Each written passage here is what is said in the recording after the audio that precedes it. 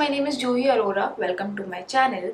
So today I have a very interesting video for you guys because it's International Yoga Day. On this great occasion, I'll be taking you through a combination and a series of yoga asana and pranayam that you can easily follow on this day and even adopt it in your regular day-to-day practice and lead a healthy lifestyle. This common protocol is also being followed by various yoga schools in India for today. So if you weren't able to attend any yoga session today and if you would like to be a part of it, then all you can do is keep watching this video and you can practice along with me. Also, wish you all a very happy yoga day. May you all be blessed with good health and happiness.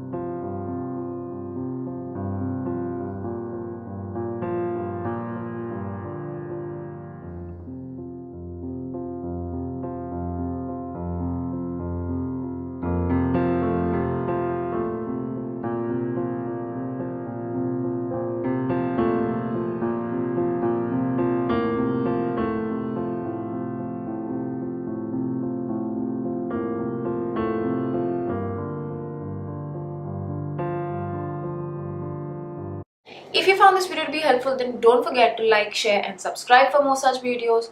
Also, if you have any other video requests or recommendations, then don't forget to mention them in the comments below. I'll see you again on Thursday. Until then, keep breathing. Namaste.